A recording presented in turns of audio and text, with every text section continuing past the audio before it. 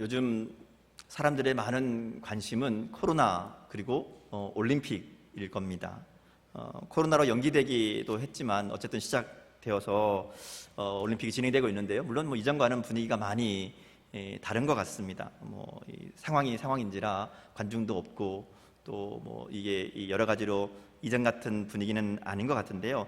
단순히 우리가 올림픽을 보는 눈이 달라진 것은 이런 환경의 문제뿐 아니라 사실은 올림픽에 참여하고 있는 선수들 그리고 그들을 바라보고 있는 국민들의 시선도 많이 달라진 것 같습니다. 예전 같으면 무조건 금메달 따야 된다 그랬잖아요. 그래서 은메달 따고도 막 서러워서 울고 그러는 모습이었는데 요즘은 정말 게임을 함께 즐기는 그런 모습으로 분위기가 많이 바뀐 것 같습니다. 물론 경기에서 지면 아쉽고 또 속상하기는 하지요. 근데 그럼에도 불구하고 그것이 그만큼 최선을 다한 결과였기 때문에 깨끗이 승복하고 축하하는 분위기로 많이 바뀐 것 같고요. 또 우리 사람들도 이제 올림픽을 보면서 무조건 이겨야 된다가 아니라 열심히 한 선수들에게 박수 쳐주고 잘했다고 축하하는 모습이 있는 것 같습니다. 물론 한일전 같이 절대로 지면 안 되는 게임도 있긴 있습니다. 그러나 마음이 많이 달라진 것 같아요. 요즘 당장 올해도 보면 늘 많은 메달을 땄던 태권도 같은 경우는 메달을 못 땄거든요. 거의 금메달 하나도 없습니다. 예상 밖의 결과죠. 저희 둘째가 아니 우리나라 태권도인데 왜 금메달이 하나도 없냐고 그러는데 그럼에도 불구하고 금메달 못 땄다고 뭐라 그런 사람들 없지요. 그들이 열심을 다해서 최선을 다했기에 거기에 축하하고 또 다음에 잘 하면 된다고 격려하는 모습들이 오히려 더 많고요. 또 특별히 선수들도 졌지만 자신의 경기에서 진 것을 승복하고 오히려 상대방에게 엄지를 들어서 축복해주고 야 축하한다 하고 팔을 들어서 이겼다고 이렇게 해주는 모습이 오히려 더 감동과 기쁨을 주는 것 같습니다. 왜냐하면 이제 우리 선수들의 이야기를 들어보면 최선을 다했다는 거죠. 내가 열심히 했기 때문에 이만큼 한 거고 저 사람은 나보다 더 열심히 했기 때문에 나를 이긴 거 아니냐. 그러기에 축하한다라는 이야기를 하는 인터뷰를 보면서 정말 진짜 멋진 그런 국가대표의 모습이다라는 생각이 듭니다. 사실 그들이 다 그렇잖아요. 엄청난 고난 속에 어려움 속에 부상에 질병에 그 어려움들을 다 이겨내고 또 훈련을 통해서 오늘에 이르게 된 것이고 또 결과가 물론 기대했던 성공은 아니다 할지라도 그들이 최선을 다했기에 경쟁하던 상대방에게 그들의 승리를 인정해주고 손을 번쩍 들어주는 그 모습이 결과와 상관없이 정말 멋진 선수다 또 진짜 국가대표다 하는 이런 품격을 보여준 모습이라고 생각됩니다. 언제나 그렇지만 올림픽에는 늘 이변이 있죠. 스포츠 경기에는 늘 이변이 있습니다.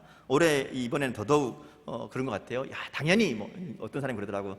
게임에서 당연히는 없다 이렇게 얘기하는데 당연히 이길 줄 알았던 당연히 금메달 딸 줄 알았던 그런 사람들이 일찍 떨어지기도 하고 또 전혀 기대하지 않았던 선수들이 뜻밖의 좋은 결과를 거두기도 합니다.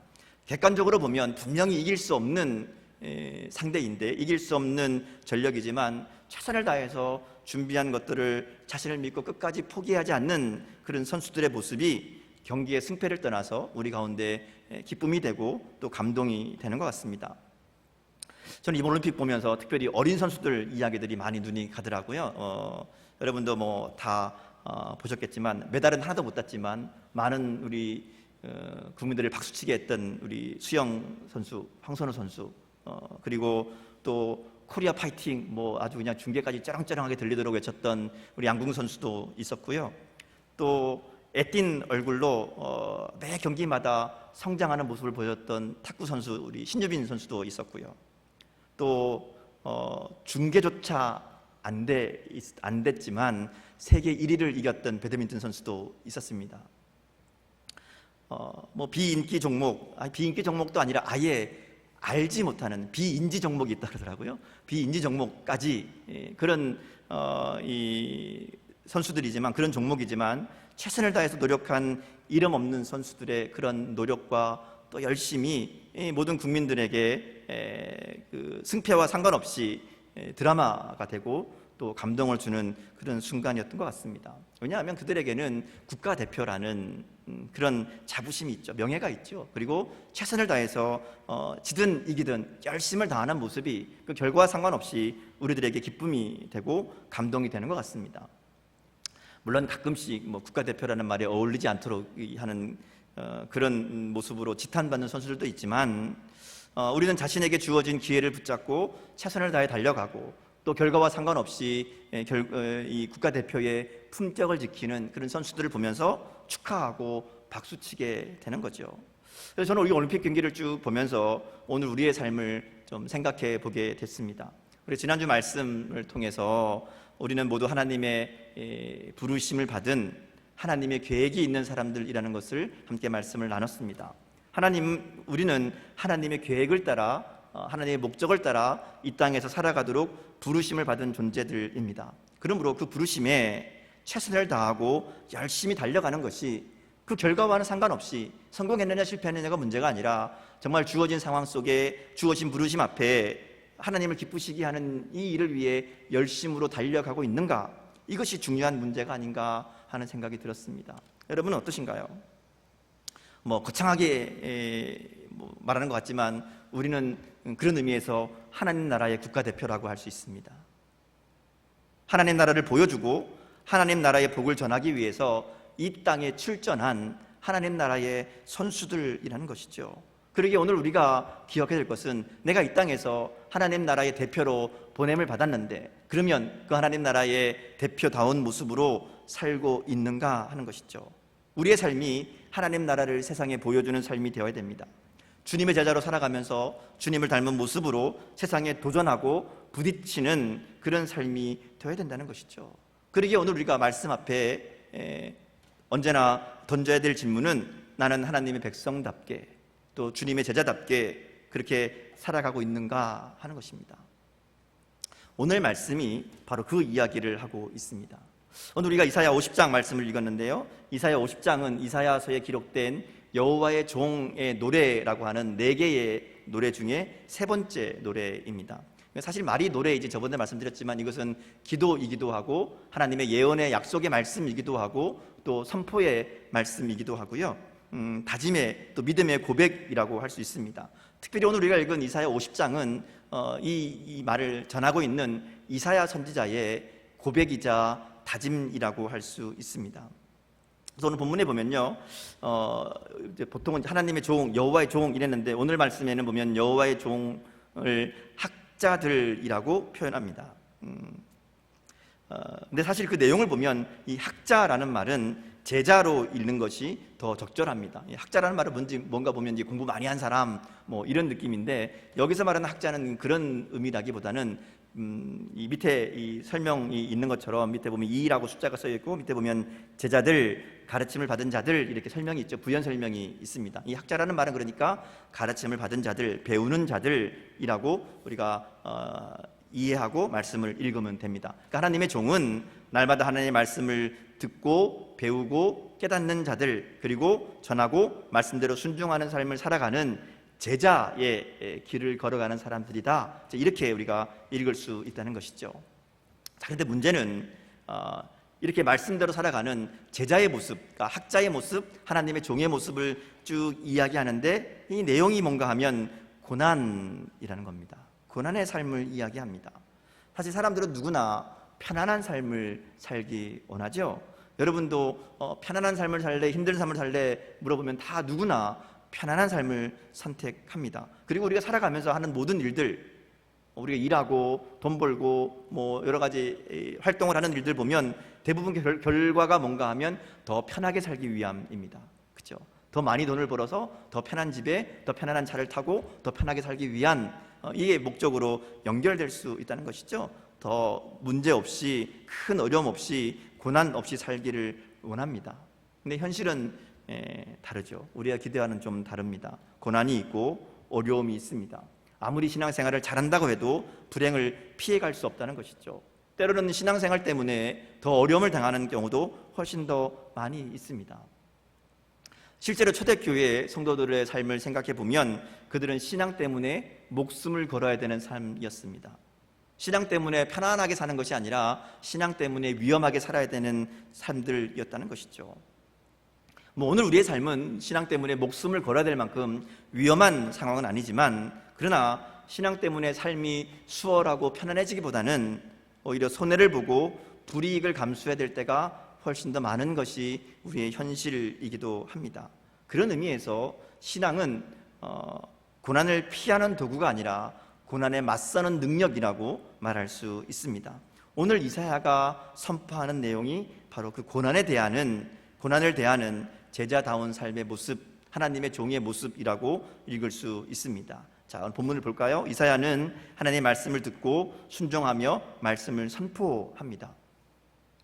하나님의 말씀을 선포할 때에 이사야에게 돌아오는 것은 모욕과 고통이지요. 6절부터 말씀을 보면 6절의 말씀에 보면 이사야가 하나님의 말씀을 선포하며 당하게 되었던 세 가지 고통이 기록되어 있습니다. 등을 맞았다라고 얘기하죠. 이 등을 맞았다는 것은 쉽게 얘기하면 태형을 얘기합니다. 그리고 이게 이제 말하자면 공식적인 형벌이죠. 우리나라로 옛날로 생각하면 곤장 맞았다 이런 정도로 읽으면 될 겁니다.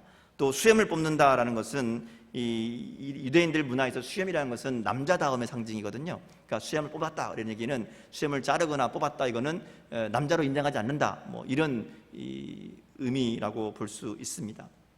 조롱하는 거죠. 남자답게 남자로 대접하지 않겠다는 큰 수치를 주는 그런 일입니다.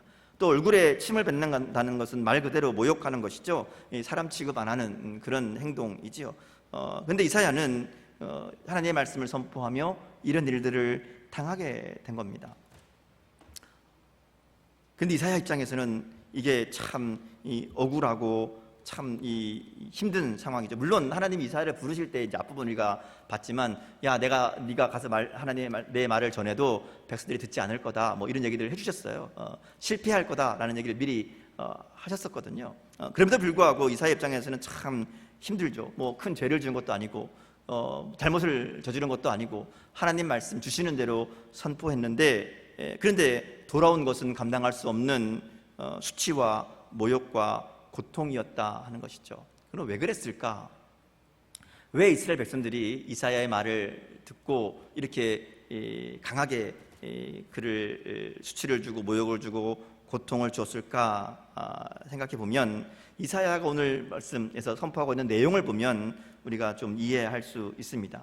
지금 이사야 50장의 배경은 이스라엘 백성들이 바벨론의 포로로 끌려와 있는 상황입니다. 나라가 망한 다음에 포로로 이스라엘 백성들이 바벨론 땅에 잡혀와 있는 상황인데, 이사야가 선포한 내용이 뭔가 하면 바벨론이 망한다라는 거였잖아요. 지금 이사야 40장부터 나오는 얘기가 계속 바벨론은 망할 것이고 하나님이 우리를 고향 땅으로 돌아가게 하실 것이다. 이 내용이 주 핵심이었거든요.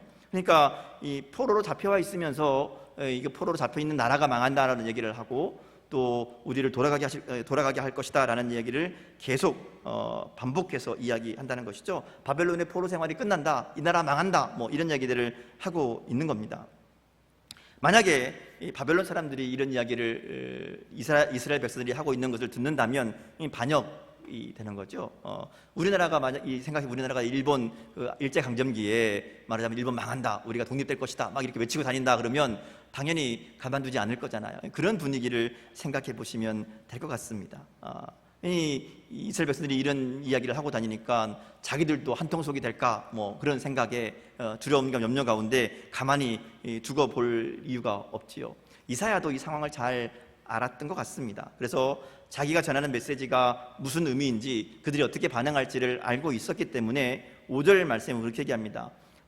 주 여호와께서 나의 길을 여섰으므로 내가 거역하지도 아니하고 뒤로 물러가지도 아니하며, 이렇게 이야기합니다. 하나님 말씀이기 때문에 어쩔 수 없다는 거죠. 하나님 주셨기 때문에 내가 안전할 수 없다는 거예요. 이게 분명히 어떻게 될지 알겠지만 이대로 선포하면 내가 고난을 당하고 어려움을 당한다는 것을 분명히 결과를 뻔히 보듯이 알지만 그래도 전하지 않을 수 없다는 것이죠. 하나님이 내게 주셨기 때문에 나는 물러서지도 않고 거역하지도 않는다, 이렇게 선포하고 있는 겁니다. 사실 이 이사야의 선포는 바벨론 사람들이 두려워서가 아니라 이스라엘 백성들의 입장에서도 마찬가지로 불편한 소리입니다. 듣기 거북한 메시지라고 할 수 있습니다.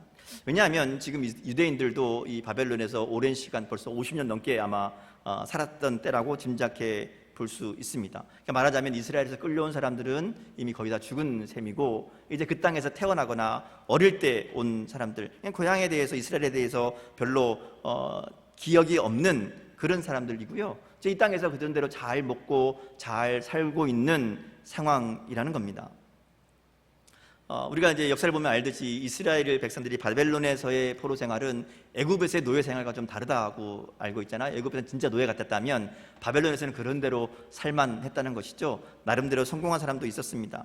왜냐하면 그들이 나중에 돌아갈 때 하나님이 고레스를 통해서 이스라엘 백성들 가나안 땅으로 돌아가도 좋다라는 명령이 떨어졌을 때에 실제로 돌아간 사람들이 많지 않거든요. 그 땅에 있는 게 더 좋았다라는 것이죠. 그러니까 그들은 하나님에 대해서 듣고 알고, 그들의 뿌리가 아브라함이고 그들의 땅이 가나안 땅이고, 그리고 그곳이 약속의 땅이고 하나님의 선택받은 백성들이고 그곳으로 하나님께서 그들을 인도하겠다라는 이야기를 많이 들었습니다. 알고 있습니다. 그러나 그것이 그들에게 큰 관심이 없는 거죠. 가나안 땅으로, 예루살렘으로 돌아가는 것이 그들에게 소망이 아닙니다. 회복이나 해방이나 관심이 없죠. 거기 가는 게 아니라 여기에서 지금 어떻게 하면 더 편안하게 잘 살게 될까, 거기에 관심이 있습니다. 그런 상황에서 하나님이 바벨론을 멸망시킬 거다, 우리를 회복시킬 거다, 이런 말이 불편하지요. 그래서 이사야의 입을 막았던 것이 아닐까. 그래서 이사야에게 닥친 고난은 어쩌면 당연한 결과라는 것이죠. 오늘날 우리가 하나님 말씀대로 살아가고 이 땅 가운데 정말 주님의 제자로 살아간다면 환영받지 못하는 경우가 훨씬 더 많다는 것이죠. 왜냐하면 그들 가운데 그들과의 생각과는 다른 모습으로 살아가기 때문에 그러고요, 우리의 그런 모습이 그들을 불편하게 만들기 때문에 그렇다는 것이죠. 하나님의 말씀을 따라 바르고 정직한 삶으로, 하나님을 기쁘시게 하는 삶으로 살아가면 당연히 세상의 가치관과는 충돌될 수밖에 없다 하는 겁니다. 이사야의 상황이 지금 그런 거지요. 자, 문제는 이제 이런 상황 가운데 이사야의 반응입니다. 그럼 이사야가 어떻게 반응하는가 하는 것이죠.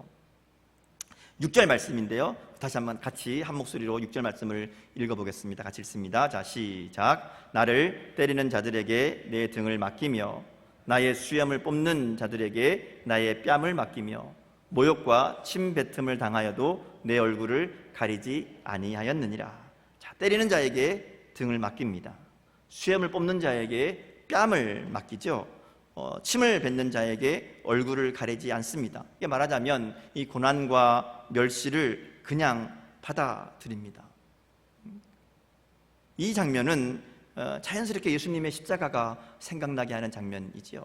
우리가 알다시피 이사야에 나오는 여호와의 종의 노래는 1차적으로는 이사야 선지자거나 또는 이스라엘 백성들을 이야기라고 할 수 있지만 궁극적으로는 메시아 예수님에 대한 이야기로 다 연결되는 것을 우리가 알고 있습니다. 오늘 본문도 마찬가지입니다. 이것이 이사야가 외친 또 이사야의 다짐이자 믿음의 고백이지만 여기에는 예수님의 모습이 그대로 담겨 있다는 것이죠. 이사야가 보여주는 모습은 예수님의 모습과 똑같습니다. 자기에게 다가오는 고난을 거부하지 않고 자신을 완전히 맡겨버리는 거죠. 어쩔 수 없기 때문에 힘이 없어서 당하는 고난이 아니라 적극적으로 고난 앞에 서는 모습입니다. 이건 포기하는 모습이 아닙니다. 순응하는 모습이 아니죠. 말씀을 보세요. 다시 7절 보면 이사야가 이렇게 얘기합니다. 주 여호와께서 나를 도우심으로 내가 부끄러워하지 아니하고 내 얼굴을 부싯돌같이 굳게 하였으므로 내가 수치를 당하지 아니할 줄 아노라, 이렇게 말씀합니다. 이사야는 부끄러워하지 않습니다. 모욕을 당하고 수치를 당하고 고난을 당하지만 그것을 수치로 여기지 않고요, 아무리 자신을 욕하고 때리고 괴롭혀도 고개를 숙이지 않는다라는 겁니다. 표정이 달라지지 않습니다. 부싯돌같이 굳게 한다라고 나오는데요, 이 말씀을 공동번역 성경으로 보면 사돌처럼 얼굴빛이 변하지 않는다, 이렇게 이야기합니다. 이게 어떤 의미인가 하면 어떤 고난 앞에서도, 조롱 앞에서도 또 흔들림 없이 당당함을 보여주는 겁니다. 얼굴이 변하지 않는다, 얼굴이 달라지지 않는다, 이런 의미죠. 중요한 것은 왜 그런가 하면 하나님이 나를 돕기 때문이다, 이렇게 하는 겁니다. 주 여호와께서 나를 도우심으로, 이렇게 고백하지요. 이사야가 어떻게 이런 상황에서 당당할 수 있는가 하면 하나님이 나와 함께 하시기 때문에, 하나님이 나를 도우시기 때문에 내가 당당할 수 있다 이야기하는 것이죠. 그러니까 이사야는 지금 자신의 감정이나 경험이 아니라 하나님을 바라보고 있다는 겁니다. 굳은 결심으로, 신념으로 이기는 것이, 견디는 것이 아닙니다. 사람들의 조롱과 괴로움에도 부끄러워하지 않을 수 있었던 이유는 하나님이 자신을 인정하신다는 확신 때문이죠. 그래서 8절에 보면 나를 의롭다 하시는 이가 가까이 계시니 나와 다툴 자가 누구냐 이렇게 이야기합니다. 하나님이 나를 의롭다 하시는데 누가 나와 싸우겠느냐 하는 거죠. 나와봐라, 한번 싸워보자, 뭐 이런 이야기입니다. 9절에도 보면 하나님이 나를 도우시는데 누가 나를 정죄하겠느냐 이렇게 말하는 것이죠. 그러니까 이사야가 지금 선포하는 이 이사야의 관심은 이 선포의 결과가 아닙니다. 내가 이야기한 것을 듣고 하나님의 말씀 전했을 때에 그들이 듣고 따르고 혹은 동의하고 혹은 내 말에 인정해주고 이런 게 아닙니다. 그들이 자신의 말을 듣는가 듣지 않는가가 아니라 자기에게 닥친 고난과 멸시를 싸워서 이기는가에 관심이 있는 것이 아니라 이사야의 관심은 하나님과 가까이 있는가, 하나님이 나를 인정하시는가, 이것이 이사야의 관심이었다는 것이죠. 오늘 본문을 보면 예수님의 제자라고 하는 우리들이 어떻게 살아가야 되는가를 정확하게 말씀하시는 내용이라고 볼 수 있습니다. 오늘 여호와의 종 학자의 모습을 이야기하면서 이사야는 하나님 말씀을 날마다 듣고 그것으로 곤고한 자들을 돕고 말씀을 따라 살아가며 고난을 두려워하지 않는 것이라고 오늘 말씀을 통해서 이야기합니다. 사람들에게 인정받는 것보다 하나님께 인정받는 것에 집중하는 삶이라고 이야기합니다. 하나님께 인정받았기 때문에 사람들의 모욕이나 멸시나 고난은 무시할 수 있었다라고 이야기하는 것이죠. 자, 문제는 이게 이제 머리로는 이해가 되는데 삶은 쉽지 않다는 것이죠. 당장 살아가면서 당하는 고난과 어려움이 우리의 마음을 두렵게 하고 말씀대로 살아가는, 주님을 닮아가는 것을 포기하게 만든다 하는 겁니다. 그런 의미에서 이사야의 이런 고백, 이런 다짐은 참 부러운 고백이죠. 하나님이 나를 도우심으로 부끄러워하지 않는다. 하나님 나를 의롭다 하시는 내가 내 옆에 있으니 말하자면 덤빌 테면 덤벼봐라, 뭐 이런 선포잖아요. 멋있죠. 근데 생각해보면 사실 이사야도 처음부터 이런 확신 가운데 산 건 아닐 겁니다. 아마도 이사야가 지금 당하고 있는 고난이 너무나 힘들고 어렵기 때문에 그러기에 스스로에게 외치는 다짐이자 마음을 굳게 하는 기도의 고백이 아닐까. 세상 가운데 말씀대로 살아가는 것, 그렇게 당당하게 사는 것 쉽지 않습니다. 여러분 그렇잖아요. 사실 아무도 뭐라고 그러지 않지만 밥 먹을 때 기도하는 것조차도 눈치 보이는 게 오늘 그리스도인들의 현실입니다. 나는 예수 믿는 사람이라고, 나는 하나님을 믿는다고 말하기도 어려워하는 것이 많은 그리스도인들의 현실이라는 것이죠. 물론 뭐 자신의 모습이 예수님을 믿는다고 말하기에 참 부끄러워서 그런 경우도 있지만 아마 대부분의 경우는 예수 믿는다고 하면 손해봐야 되기 때문에 그럴 겁니다. 예수 믿는 사람이 뭐 그러냐, 뭐 이런 얘기 듣기 싫어서, 예수 믿는 사람이 사랑해야지, 예수 믿는 사람이 양보해야지, 뭐 이런 얘기 듣기 싫어서, 그래서 마음껏 예수 믿는다고 말하지 못하는 그런 모습은 아닌가 하는 것이죠. 우리는 작은 것 하나라도 손해보기 싫어하는데, 그런데 고난도 감수하면서 예수님을 닮아가는 모습으로 섬기고 나누고 살아가는 거, 이거 참 불가능해 보일 정도로 어려운 일이라는 것이죠. 아마 이사야도 마찬가지였을 겁니다. 화가 날 때도 있고 억울함에 눈물 흘리기도 했을 겁니다. 이사도 우리가 똑같은 사람이잖아요. 그러니까 이런 고난 앞에, 어려움 앞에 힘들고 괴로운 마음들이 있었겠지요. 이사야가 무슨 특별한 사람이어서, 이사야가 무슨 천사 같은 사람이어서 마음이 흔들리지 않고 아무 문제가 없었다, 이런 이야기는 아닐 겁니다. 그래서 오늘 본문의 말씀은 이사야의 신앙의 고백이자 또 그렇게 되기를 원하는 그런 간절한 소망과 희망의 노래라는 것이죠.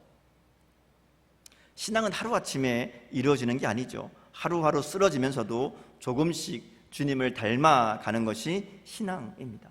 이사야에게는 그런 과정들이 이 고백에 담겨 있는 것이죠. 오늘 우리 삶도 마찬가지입니다. 우리가 주님의 제자라고 하나님의 백성이라고 말하지만 우리가 그 말을 한다고 해서 그 순간부터 예수님과 같이 똑같이 살아갈 수 있는 것이 절대로 아니지요. 우리는 훨씬 더 많은 실패와 실수를 겪게 됩니다. 그러나 그러면서 조금씩 더 주님을 닮아가는 모습으로 나아가는 것, 그게 신앙생활이라는 것이죠. 오늘 제가 설교를 시작하면서 올림픽 선수들 이야기를 했습니다. 그들이 경기에는 졌을지 모르지만 사람들에게 존경받고 또 축하받는 것은 그들이 국가대표다운 모습을 보여줬기 때문입니다.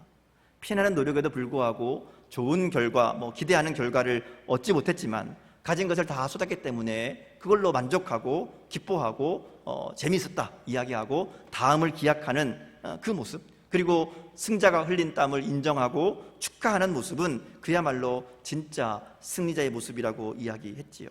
오늘 우리가 이 땅에서 살아가는 하나님 나라의 국가대표로의 모습이 바로 그런 모습이지 않을까. 그리고 주님을 따르는 제자로서 우리가 보여줘야 될 제자의 삶이 무엇인지를 우리 예수님 보여주신 대로 그대로 따라하면서 이 땅 가운데 살아가는 것이죠.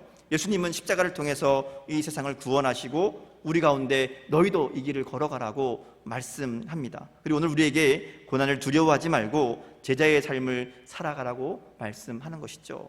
물론 우리는 예수님처럼 그렇게 살 수는 없습니다. 우리가 어떻게 예수님처럼 똑같이 할 수 있겠어요? 실패하고 실수하고 타협하고 포기할 겁니다. 그러나 하나님은 그런 과정을 보시면서 우리를 인정하시고 우리 곁에 가까이 계시는 분인 줄 믿습니다. 하나님 우리에게 완벽을 요구하지 않습니다. 하나님 우리에게 금메달 요구하시는 게 아닙니다. 우리가 날마다 이기라고, 날마다 승리하라고, 흔들리지 말라고, 그것이 하나님이 기뻐하시는 것이라고 말씀하지 않는다는 것이죠. 하나님 우리에게 원하시는 것은 우리가 그 길을 포기하지 않는 겁니다. 주님 닮기를 포기하지 않는 것이죠. 하나님이 우리와 함께 하심을 믿기에, 하나님이 우리를 부르심을 믿기에, 그러기에 우리가 하나님을 부르고 하나님의 도우심을 구하고 하나님의 은혜를 구하며 그 길을 걸어갈 때 우리가 하나님을 부르기만 해도, 하나님을 바라만 보아도 우리를 의롭다 인정하시는 분이라는 겁니다. 그러기에 우리는 먼저 하나님께 관심을 가지고 이사의 고백처럼 말씀을 듣고 주님의 가까이 계심을 경험하고, 그리고 그것으로 우리의 삶 속에 주님을 닮은 삶을 살아가야 될 줄 믿습니다. 이거부터 시작해야 됩니다.